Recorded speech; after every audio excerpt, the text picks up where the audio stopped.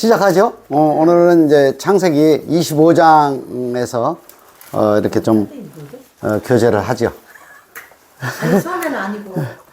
이 집은 시작하면 더 바빠.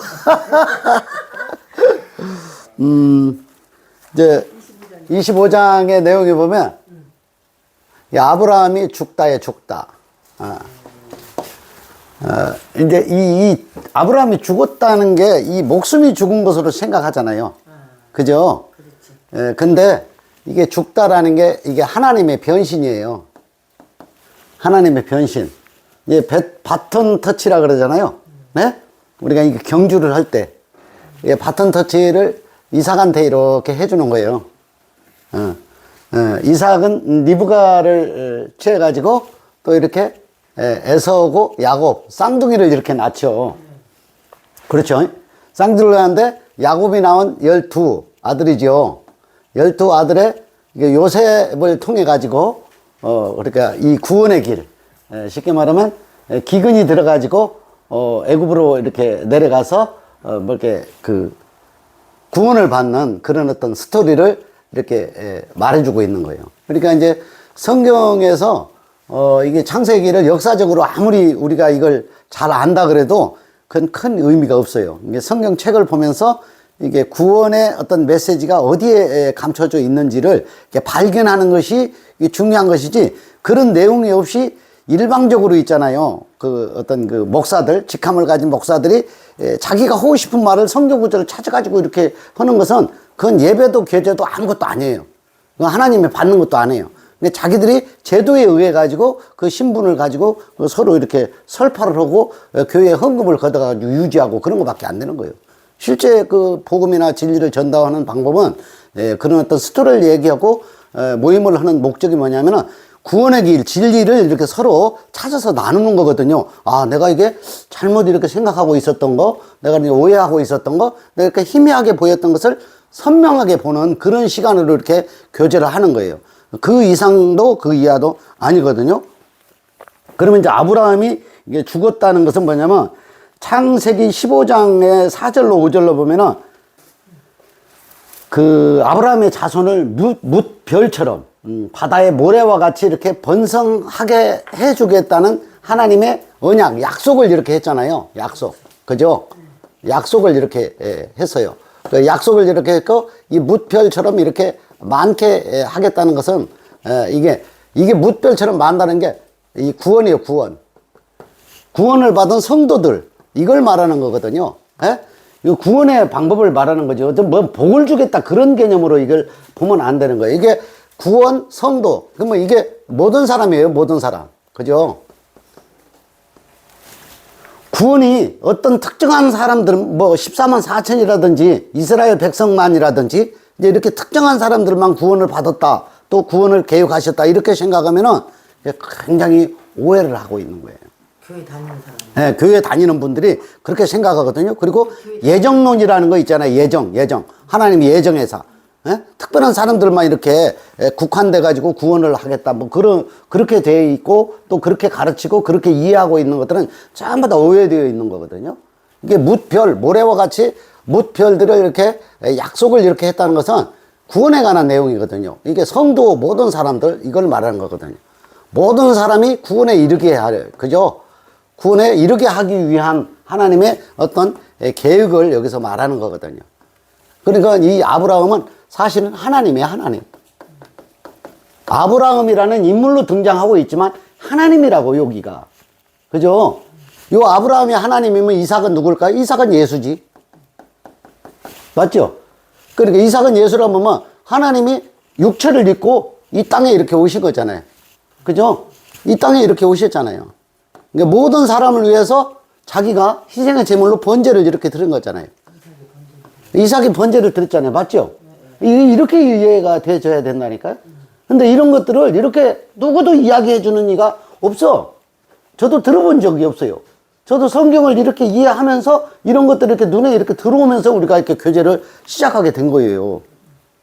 그걸 누가 시켜서 한 것도 아니고, 어떤 제도를 따라서 하는 것도 아니고, 종파나 교단이나 이런 거 없어요. 뭐 신학교 뭐 이따가 제가 성막의 제사 제도에 대해서 또 말씀을 드릴 건데, 성막의 제사 제도는 하나의 모형이지, 그래서 계속 지켜야 된다는 의미가 없는 거거든요. 그건 이제 다음 시간에 하도록 하고요. 그래서 이삭을 통해 가지고 요 에서 있잖아요, 에서. 이 에서는 이거 율법을 말하는 거예요, 율법. 에서가 털이 많아요, 저거요? 에서가 털이 많다 그랬잖아요. 털이 많고 적신이라 그랬잖아요, 맞죠? 적신으로 나온 거예요. 그러면 이게 땅적 존재라는 얘기예요. 이해되세요? 이해되세요? 이런 걸 이렇게 제가 여기에 써놓는 이유가 뭐냐면 이걸 보고 인지를 좀 하시려는 거예요. 성경을. 그러면 이걸 보고 성경을 보고 인지를 하게 되면 졸릴 이유가 없어요. 교회 가면요 무조건 졸아요. 5분만 지나면 졸기 시작해. 그러니까 끝나기 전까지 계속 졸다고 아유 피곤해서 졸았다고 어저께 일이 바빠서 졸았다고 그래. 몸이 피곤하고 일이 바빠서 조는 게 아니라 아무 내용이 들을 만한 게 없으니까 조는 거예요. 실제. 맞아. 실제 들을 만한 내용이 없어. 지금도 졸려? 응. 지금은 눈이 아프지. 응. 눈이 아파져 이제 조는 시간에 이제 안 졸려면 눈이 아파 안 졸려면. 그러니까 이게 땅적 존재라는 거예요. 그럼 뭐 이게 땅적 존재 이게 불다 그러니 에서라는 것은 이 불다 그런 뜻이거든요. 예? 불다. 왜 붉어요? 이거 흙으로 만들었잖아요. 흙이 붉어요? 하얘요. 붉어요. 이 땅적 존재. 이거는 육신을 말하는 거예요, 육신. 이해되세요? 이렇게 하는 거예요. 그러면 야곱은 뭐예요, 야곱?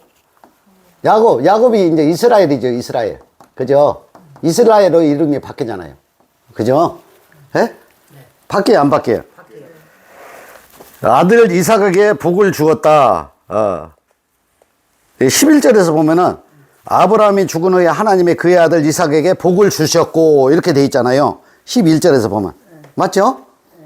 그러면 이제 아들 이삭에게 복을 주었다고 하는 것은 뭐냐면 요 땅적 존재에서 있잖아요. 하늘의 존재로. 그죠? 에? 이해되세요? 그러니까 요 에서와 야곱이 나눠진 쌍둥이라 그랬잖아요. 쌍둥이. 쌍둥이인데 요게 같은 사람이 요게 한 사람이에요. 이해되세요? 요것도 이해를 해야 돼.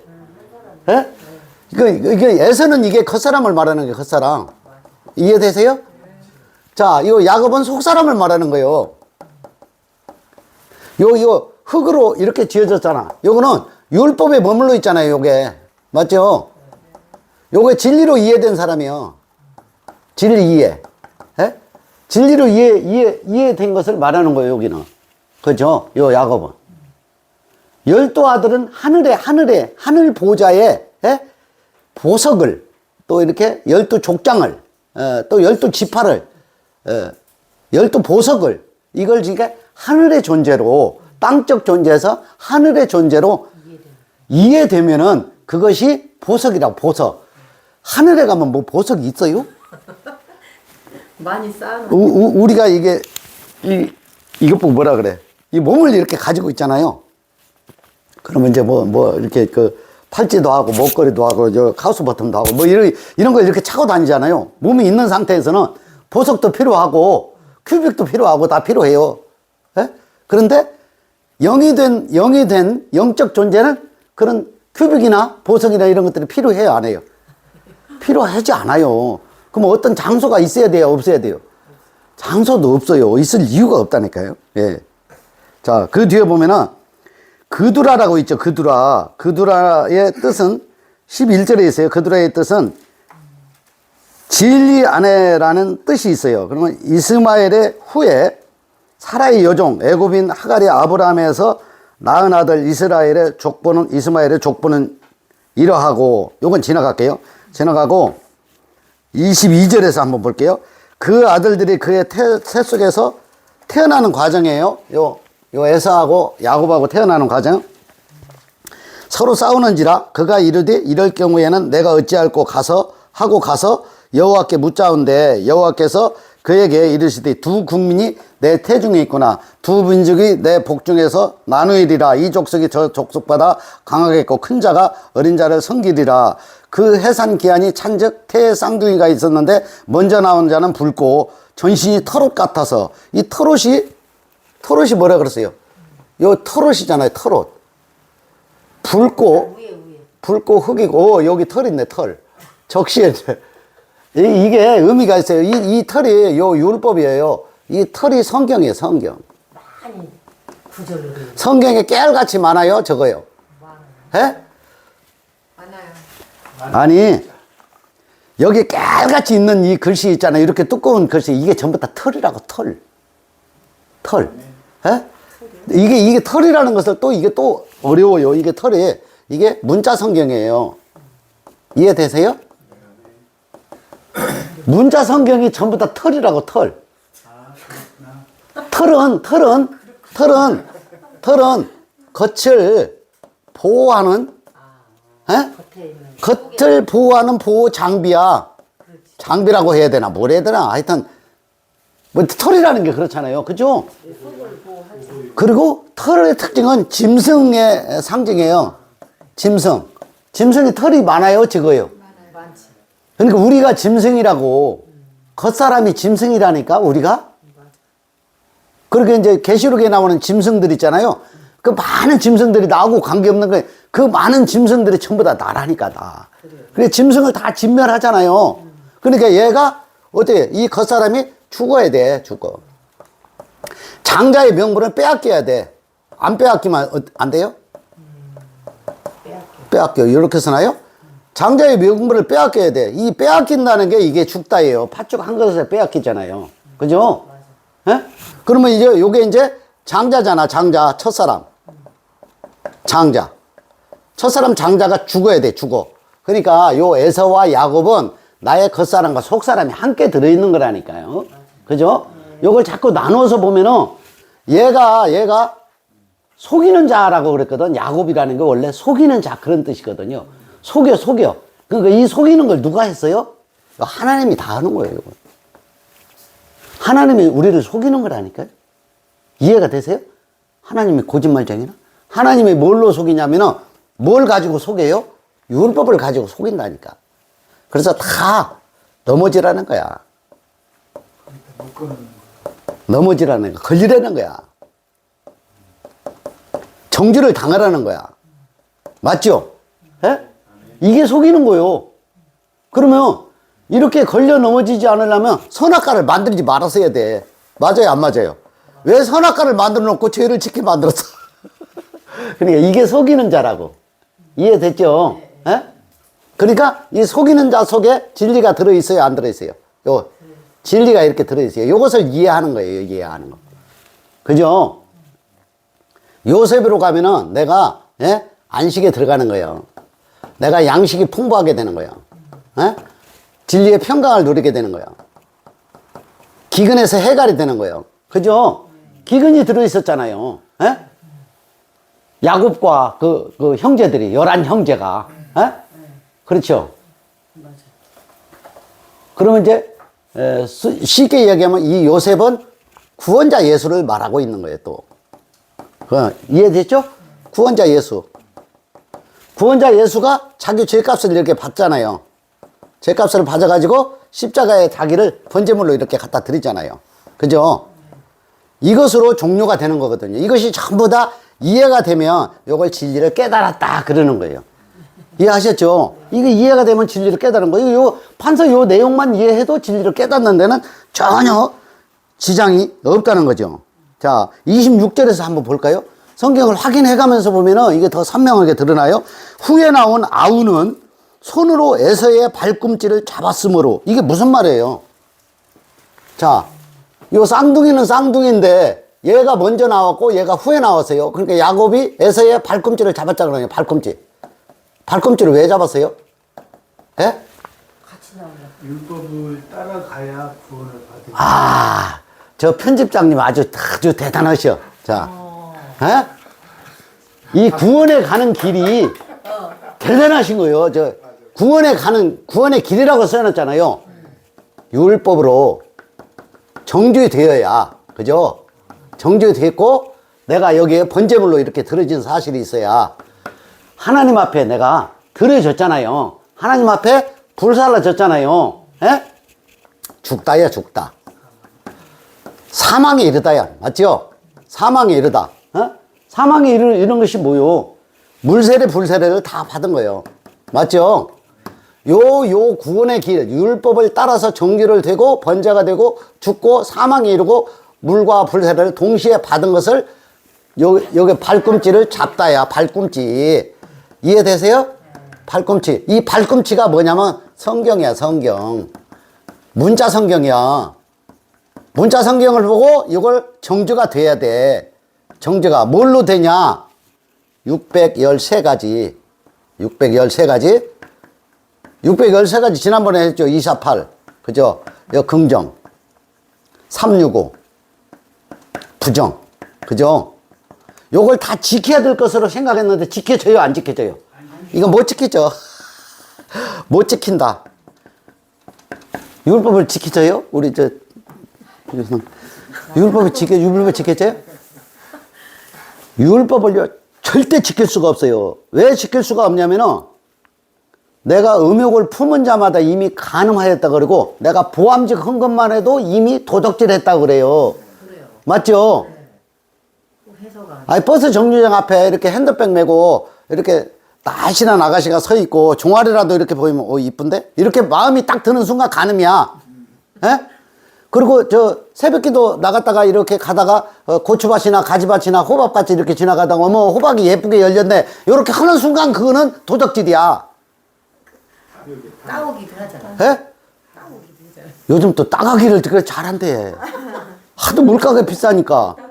저 집도 우리 유성도님 집도 많이 또 호박을 3개 따갔대 10원. 호박을 3개나 따갔어? 그건 간음이 아니라 완전 도덕질인데? 그러니까 613가지를 하나도 지킬 수가 없는 거야. 그런데 이게 잘 봐야 돼요. 자, 여기에서 요 3가지를 다 지켜야 되는데 만약에 하나라도 못 지키면 다 못 지킨 게 되죠. 그러니까 내가 의가 있어요, 없어요? 의인은 없나니 하나도 없다 그랬잖아. 싹 전체. 의인이 없다는 것을 내가 알아야 돼. 내가 의가 없다는 걸. 죽는다 하니까 그 죽는다는 게 무슨 말인지를 잘 몰라.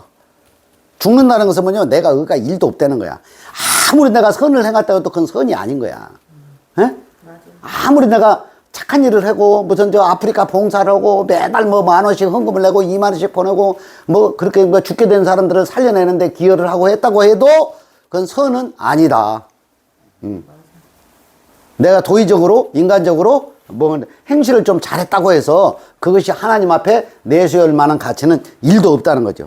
이해가 됐죠? 네. 요게 이제 에돔이라는 말은 이제 불따, 흙으로 만든 땅적인 존재, 장자, 팥죽한 거죠. 큰 자가 작은 자를 섬긴다. 기억력이 없어. 예. 어떻게? 또 어디로 가세요? 큰 자가 작은 자. 여기가 큰 자입니다, 큰 자. 큰 자 또는 장자, 이렇게죠. 요게 작은 자잖아요, 작은 자.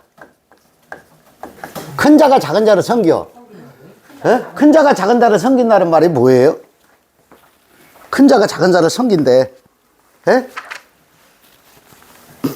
큰 자가 작은 자를 섬긴대. 이걸 좀 지우고 할까요? 큰 자가 이렇게 작은 자를 섬겨.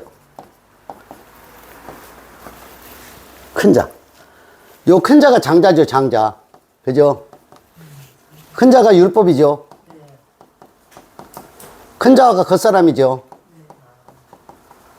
큰 자가 우리가 나타난 육체 피조물이죠. 맞죠? 이게 장자. 이 큰 자가 작은 자를 섬겨. 요게 작은 자는 뭐냐면 율법이 아니고 요게 진리잖아요, 진리. 이해가 돼. 예. 요게 이제 작은 자, 장자. 뒤에 나온 자, 발꿈치를 잡았잖아요. 발꿈치로 율법을 잡고 진리를 깨닫는 거예요, 이게 작은 자라는 게. 그죠? 이게 이해가 되면 성김이 완성이 되는 거예요, 성김이. 그죠? 요 진리를. 요 겉사람에서 이게 속사람으로 요게 바뀌는 거예요. 겉뜻에서 속뜻으로 바뀌는 거예요. 이 피조물이 영적 존재로 바뀌는 거예요. 그죠? 이 육체를 통해 가지고 생명의 길로 가는 거예요. 아멘. 이해되시죠? 요게 창세기 25장에 나오는, 예? 아브라함과 이삭과 이삭이 낳은 에서가 그 쌍태아, 에서와 야곱에 관한 구원의 진리가 들어있다고 이해하시면 좋을 것 같아요. 자, 그러면은 이제 끝에 이제 제가 매주 히브리 한자씩 배우거든요. 많이 배웠어요? 네.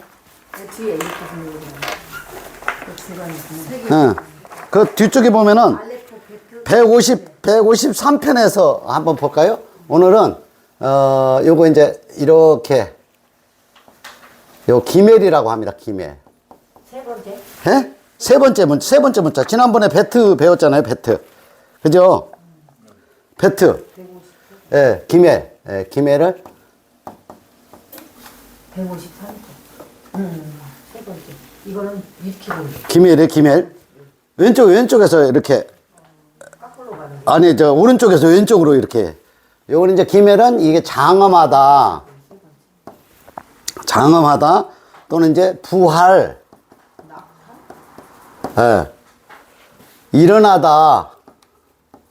이런 뜻을 가지고 있어요. 자, 그러면 여기에 한번 성경책을 한번 찾아보세요. 요한복음 5장 9절에서 찾아볼게요. 요한복음 5장 9절이요.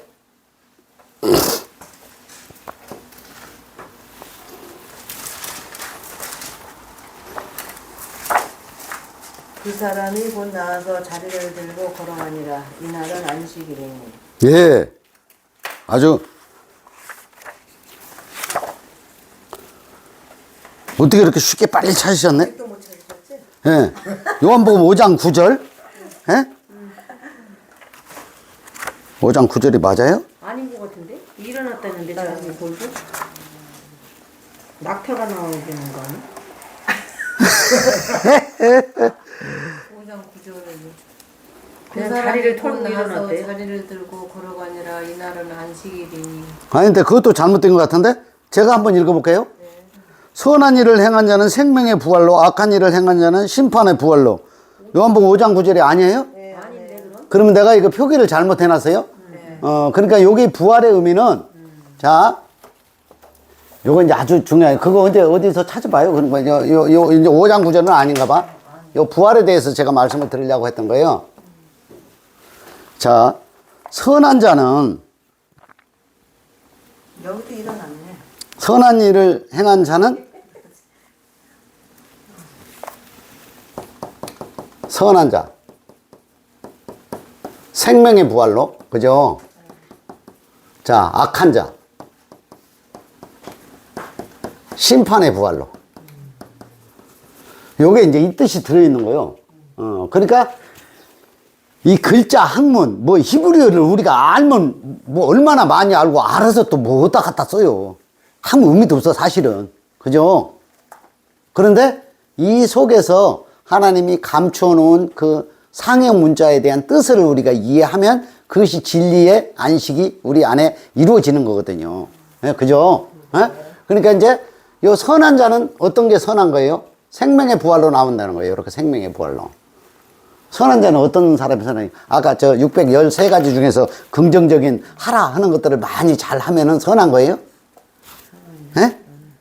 우리 김성거 5장 29절이에요? 내가 하나를 빼먹고 적었나 요한복음 5장 29절. 예. 요게 그 뜻이에요. 자, 선한 자가 악한 자가 이렇게 나눠지잖아요. 생명의 부활은 뭐고 심판은 뭐고. 이 선한 자라는 게 뭐예요? 속사람은 예? 악한 자는 거. 이 선한 자라는 건 뭐냐면 나타난 것을 통해 가지고 나타난 거 있잖아요. 나타난 것. 나타난 것이 우리가 피조물이잖아요. 율법. 우리가 이제 육체. 뭐 이렇게 전부 다 나타난 거잖아요. 예? 나타난 것을 통해 가지고 진리를 이렇게 깨닫잖아요. 진리가 이해가 됐잖아요. 그러면 이게 생명의 부활로 옮겨지는 거예요. 이게. 악한 자는 뭐예요? 악한 자는 심판에 그냥 머물러 있는 거예요. 맞죠? 예? 심판에 머물러 있는 거예요. 아직 겉사람 속에 머물러 있는 거예요. 겉사람 속에. 이거 뭐 자연이, 저 옛날 이 프로그램에 나는 자연인이다 뭐 이게 있잖아요. 이런 프로그램. 자연인 상태가 그대로 있는 거예요. 이게. 그대로 있는 것은 이건 악한 자에 속해는 거예요. 아직 진리 안으로 들어가지 못한 상태에 있는 거예요.